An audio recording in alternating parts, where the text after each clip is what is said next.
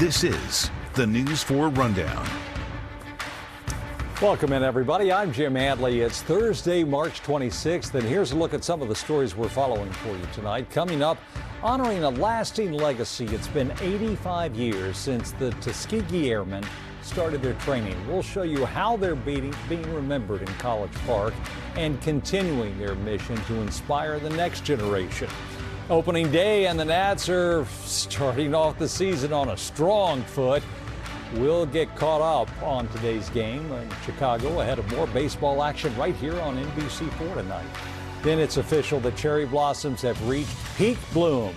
We'll take you down to the tidal basin where locals are rushing to see the flowers. But we begin tonight remembering the tragic collapse of the Key Bridge in Baltimore.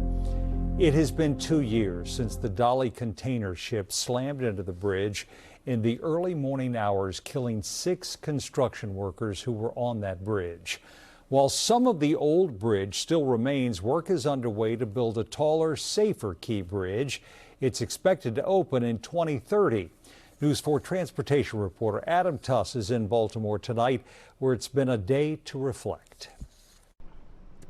Yeah, you know, an emotional day here, as you might expect, but also a hopeful day because a new Key Bridge is being built. Now, we can show you the remnants of the old Key Bridge here as you take a look off in the distance above the Patapsco River, and seemingly those pieces of the bridge still frozen in time from 2 years ago. Aboard the Lady Chesapeake maintenance boat out of the Port of Baltimore, we head to the former Key Bridge site. And what we find is rebuilding. Well, take a listen to this. That is the sound of progress here on the Patapsco River. A huge pile driver, in essence, driving hundreds of piles for the new foundation of the new Key Bridge. And when all is said and done, officials say it'll be safer and stronger. Hundreds of these support piles being driven hundreds of feet into the ground.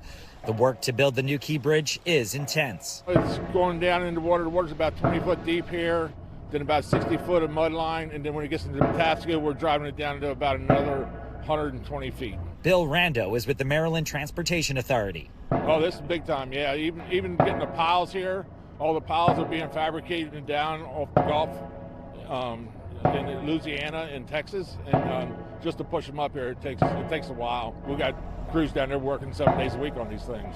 Now, the new Key Bridge will be about 50 feet taller than the old bridge.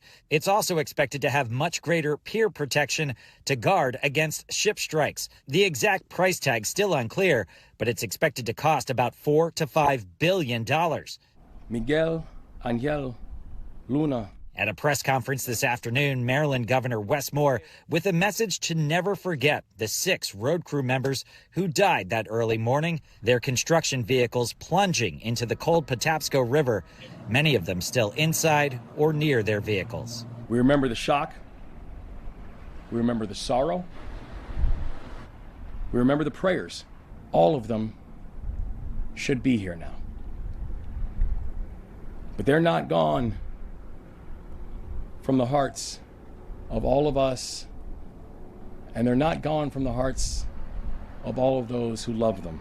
March 26th, 2024 is etched forever into the story of Maryland. Back here now as you take a look at the remaining pieces of the Key Bridge above the Patapsco River. Now, guys, we should say those first responders that we heard so much about who stopped traffic from going over the bridge here that early morning, they were also honored today for saving lives. Back to you. Adam, thank you. Now to some of today's other top stories. In the last hour, President Trump announced on social media he plans to sign an order directing the Department of Homeland Security to pay TSA agents despite the ongoing partial government shutdown. In his post, the president did not make clear where that money would come from. Congress is set to leave for its spring break tomorrow. The Washington Post is reporting that layoffs began today at the Kennedy Center ahead of anticipated long-term closure later this year. The Post reports multiple departments are impacted and several top officials installed by the Kennedy Center's former president were among those let go. It's not clear exactly how many staffers may get laid off. The Montgomery County Board of Education just voted to relocate Wootton High School to a brand new building in Gaithersburg. Many in the Wootton community have opposed that move, and a crowd of them attended tonight's meeting. News 4's Jackie Benson was there for tonight's vote. She'll have much more coming up on News 4 at 11. Well, this summer, Metro will do some major construction on the Red Line from July 6th to September 7th. Trains between North Bethesda and Friendship Heights will not operate. That includes the Grosvenor Strathmore Medical Center and Bethesda stations. Free shuttle buses will replace those trains. With peak bloom finally here, people are flocking down to the tidal basin for a nice slow walk and to snap those cherry blossom pictures. Of course, one of those people is our own Tommy McFly. He spent the day enjoying the blooms and the warmer weather too. It's the most fun game at the tidal basin. Doing a little cherry blossom limbo. These trees are so old and they've been here forever, and they do what they want. We are their guests. They've been here for decades, and people then roll up. You can go on through. We're just watching people do cherry blossom limbo. It's my favorite. It's my favorite part of the tidal basin peak bloom moment. You got to be like, what's the choice? Are you going to go under? Are you going to go above? What are you doing? And today's peak bloom is a beautiful day. Oh, careful! Watch the branch. There we go. Because you can't touch the trees even with your face. So we've got. Oh yes, you got my protector pin on, because I am a newly sworn in cherry blossom protector. So I'm not only protecting, I'm also making a game of not touching the trees. This peak bloom is going to be beautiful for the rest of the day. Then it kind of gets a little dicey next few days. A lot of events though still. The kite festival going on all the way until the parade, which is in April. So much more fun to have. So many other things to do. Look at this, limboing all the way. Dun, dun, dun, dun, dun, dun, dun. I'm not going to sing the song. You don't need that. But when you come down here right by the paddle boats, see how you do in peak bloom limbo. Back to you. Thank you, Tommy. There are always plenty of ways to take in our beloved blossoms. The National Cherry Blossom Festival runs from March 27th through April 11th. And you can find a full list of events, what's changed from previous years, and the best places to see the blossoms on our website, NBCWashington.com. Just scan that QR code on your screen. Well, just as promised by our chief meteorologist, it was a picture-perfect day for the peak out there. Thrilling Thursday. Yeah. You know, 80 degrees for the third time this month. And that's one reason why we saw that peak bloom during the day today, was because we did see that sunshine and 80 degrees. Look at the weather out there right now. A very nice evening setting up across our area. A little bit on the windy side. Winds picking up. Winds have been gusting upwards of 20 to 30 miles an hour this afternoon. Right now, winds gusting to 26, but it should be okay for the blossoms. They're still holding on tight. 77, the current temperature out there right now after that high of 80 degrees. 77 as well in Gaithersburg, Leesburg, Culpeper coming in at 79, and right now Fredericksburg at 79 degrees. So a very warm night. As we make our way through the overnight hours, we're going to continue to see warm temperatures and no rain. So if you have dinner plans tonight, or maybe you're thinking about getting outside, maybe taking the dog for one last walk before heading to bed later on, it should be just fine. However, we're tracking a storm, and a big storm at that. Severe weather going on right now into parts of Indiana, Illinois. Numerous severe thunderstorm warnings, tornado warnings back into this area, and this line is working its way our way. Something else working its way our way: the cold air behind it. It is going to get a lot colder tomorrow. I mean, just look at these numbers. Here we are at 82 in Indianapolis. St. Louis was 92 today. We're looking at Minneapolis at 40, a 50-degree temperature difference between St. Louis and Minneapolis, and that colder air works its way our way. Tomorrow afternoon, we could feel 30 to 40 degrees colder, because actually we're talking a wind chill too. As we move on through the overnight hours, look at tomorrow morning. I'm stopping this at 5 a.m. because that's when we could see some of the heavier rain come through our area. Could be some rumbles of thunder. I'm not expecting anything too strong or severe, but it is something we're watching. But also notice the temperature at 5 a.m. 68 degrees, still 71 in Fredericksburg. But watch what happens. That line moves through and our temperatures crash. By noon, we're sitting in the low to mid 40s around the area, and late in the afternoon, with more rain developing, we'll be down into the low 40s. So again, we hit 80 today. That is a 37-degree temperature drop. And with this, we could see wind chills in the 30s. So we're talking about a much colder Friday afternoon and not a very nice Friday evening. Saturday going to be a cold one, too. A high of only 49. It's going to be rather chilly. Wind chills going to be a factor on Saturday. But if you're getting out on Sunday, no problem. See the cherry blossoms, 60 degrees on Sunday, looking great in the afternoon. And notice a nice little warm up as we head towards next week. 70s and 80s by midweek, a little bit unsettled by late next week. All right. Thank you, Doug. Tuskegee Airmen Commemoration Day was held in College Park today. It was meant to honor the first African-American military aviators in the U.S. This event is held every year to make sure their legacy is never forgotten. Our Darcy Spencer has our story. At the College Park Aviation Museum, a wreath-laying ceremony to honor and remember Tuskegee Airmen and their mark on history. I just have so much respect for them. They contributed so much, and with after the war, not that much recognition. That's why I'm happy to see a situation like this where they looked up to. Retired Air Force Colonel Eugene Johnson was inspired by the Tuskegee Airmen to become a military aviator himself. You look at what they went through, and I say, I can do it. You know, if they did that, I have life much easier. Things have progressed much more. So I have nothing to complain about because they had a really difficult time. Part of the difficult time was fighting in a segregated military. Nearly 19,000 were part of the Tuskegee Airmen experience. The pilots flew World War II missions with precision and outstanding performance, but they were battling two wars, one abroad, the other at home. Yvonne McGee's father, the late retired Brigadier General Charles McGee, was a Tuskegee combat pilot. Not only were they fighting that war, but they're fighting for a country that didn't really respect them. But it was their country, and they loved it. And the history of that, as my dad say, don't listen to the naysayers, and just keeping your eye focused on what is important in life. And it's not people who tell you that you can't achieve. 2, 3, hold it. This is the 85th anniversary of the Tuskegee experience, when the first aviation cadets started their flight training in 1941. And they went on to fly more than 15,000 missions. Their service led to the desegregation of the armed forces. Through their patience and perseverance and daring feats, there was a bill signed that desegregated the military. And at that point, we say double victory. In the war, no home front. In College Park, Darcy Spencer, News 4. The Tuskegee Airmen East Coast chapter also focuses on the future, supporting young people who dream of flying but may lack the resources to pursue their dreams. The News 4 Rundown will be right back after this short break, but here's a look at some of the stories we're working on for you now. There's a brewing battle at D.C. Council over a large fire truck purchase for the district. The News 4 Night team first told you about questions involving a past connection between the company hired to build these trucks and a D.C. fire official involved in the contract.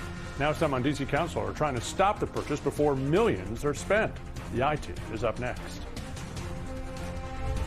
I'm Julie Carey in Middleburg, where this horse training center is a mainstay of the Virginia racing industry, but its future now in jeopardy because the Army wants to buy it for its caisson horses. Why the owners and trainers who work here say if that happens, it'll wipe out an important part of the Commonwealth's equine industry. Weeks after the News 4 I team started asking questions about one of the largest contracts ever for the D.C. Fire Department, that purchase of fire trucks might be on hold. D.C. council members say they're taking action to turn the $25 million contract down, rejecting a deal the I team found was initiated by a deputy fire chief with past connections to the company. Investigative reporter Ted Oberg is back with what he's learning. This afternoon, a group of council members in D.C. formally told the fire chief and the mayor they don't want this deal with a company called HME. It doesn't appear the mayor and chief are backing down yet, so it sets up a $25 million vote Tuesday on a contract and the questions that surround it. D.C. Fire's own records show their fire trucks are aging. They're broken nearly 40% of the time. There's a backlog to get new fire trucks nationwide. D.C.'s fire chief was ready to spend $25 million D.C. dollars on 18 new fire engines from a company that said it could deliver them. The city, though, has never worked with this company, HME, before. I want fire trucks. I am agnostic on the manufacturer. But it turns out some D.C. council members aren't agnostic. on that and have real questions about the manufacturer DC picked. I heard an uproar of concerns from our firefighters themselves and from the fire union that said, this contract is moving forward and it has not properly been vetted, and we're really worried about the quality. Councilmember Brooke Pinto is the chair of the Public Safety Committee. That created some serious red flags for me and led us to a deeper investigation. Pinto said she was especially concerned about comments from the Detroit Fire Union, whose members use HME equipment in that city. While Detroit fire leadership said the trucks are holding up well, a union official told the I-Team they're terrible, complaining about design and durability.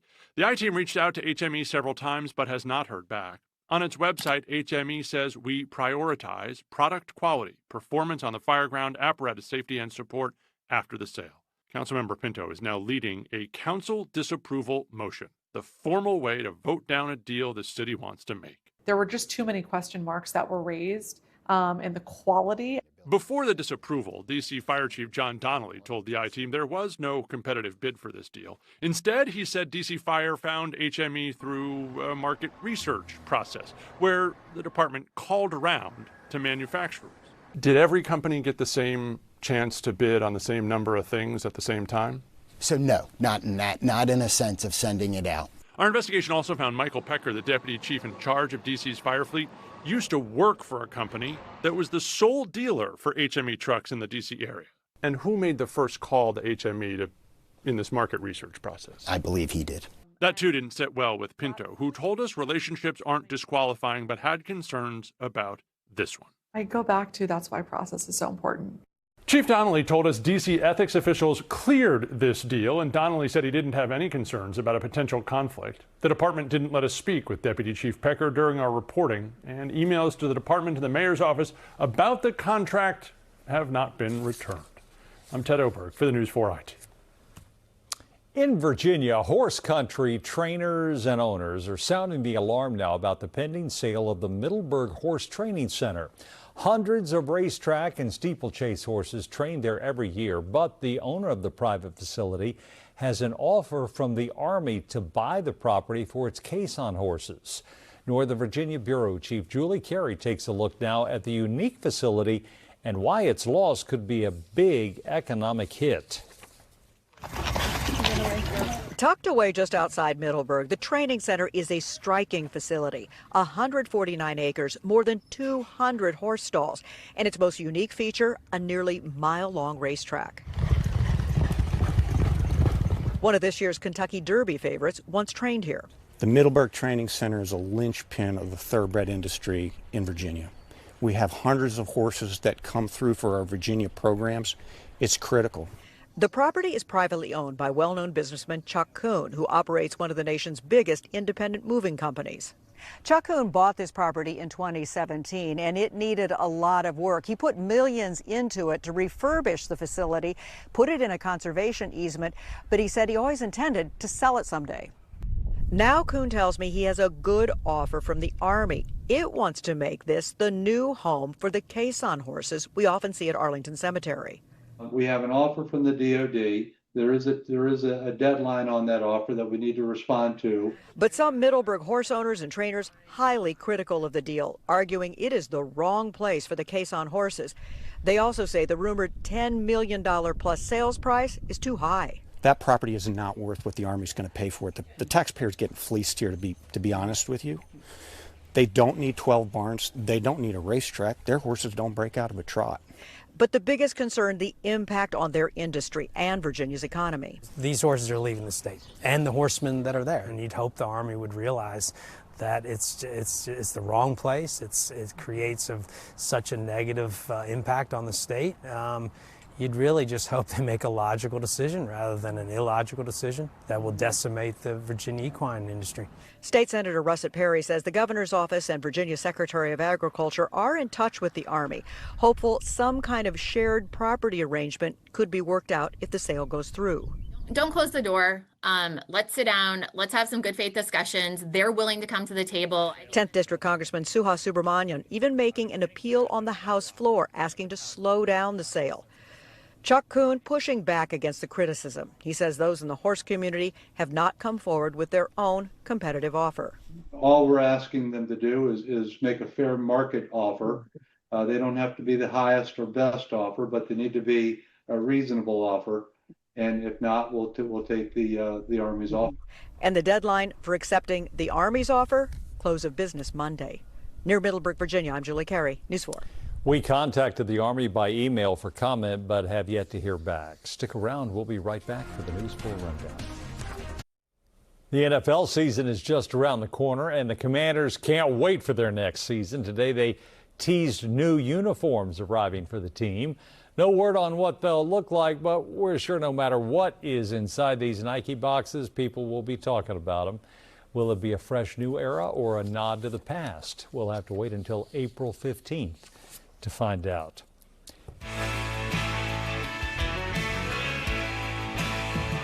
Yep, it's opening day for the Washington Nationals. The Nats are starting their season on the road in Chicago, taking on the Cubs. New manager Blake Butera getting his team ready for their first game of the season, and what a start it was, folks. The Nats down 2-1 in the fourth inning before Washington scored 6 runs, including this home runner by Jacob Young. Then in the ninth, Brady House putting the exclamation point on this game with another 2-run bomb for Washington. The Nats open up the season with a 10-4 victory over the Cubs. They also notched their highest run total in an opening day game in team history.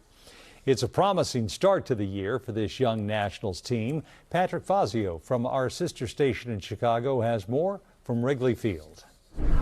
What a great game for the Nationals. They really played well once they stepped up with the bats, as you said, in the fourth inning. But, man, it was this place cleared out quickly. Cubs fans obviously disappointed in how the home opener started, but also because the weather took a turn. The flags are blowing, as you see. The Cubs are flying the L flag for the loss today. They also have the tarp on the field right now because it is raining. It was kind of raining a little bit off and on throughout the game, but it is coming down now much more. But, man, it really is kind of a symbolic of what happened here today as the Cubs, they started out looking sunny and promising to start, but then the dark clouds blew in here at Wrigley, literally and figuratively. The Cubs starting pitcher, he really struggled. He pitched only 3 2/3 innings, as you said. He walked only 1 batter, struck out 7, but he also gave up 6 earned runs, which is kind of unusual for Matthew Boyd, the starting pitcher here today. So Cubs fans disappointed. They got out of here as soon as the game ended. The rain got worse, but yeah, believe it or not, we started out before the game. We were here on the field pregame. It was sunny, it was warm, no wind. It was 65 degrees, and then it's taken a turn. It's dropped, it's 45 degrees, and with the wind chill, it feels like 30 degrees right now, so it has definitely taken a turn. We should have probably had the home opener in Washington with your warm weather and the cherry blossoms blooming, because nothing is blooming here in Chicago right now. We're getting your weather tomorrow. Patrick Fazio, thank you. More baseball action coming your way in just a few minutes right here on NBC4. The LA Dodgers will begin their pursuit of a 3rd straight World Series crown. They hosted the Arizona Diamondbacks tonight. This game and an earlier game were right here on NBC4, reuniting Major League Baseball and NBC. Back in 1939, NBC had the first ever baseball game telecast. That relationship continued until 2000, but now baseball is back, and you can expect to see lots of games this summer right here on NBC and on Peacock. That's going to do it for the News 4 Rundown for this Thursday night. Be sure to join us right back here for News 4 at 11 right after the game. For now, I'm Jim Adley. Have a great night, everybody.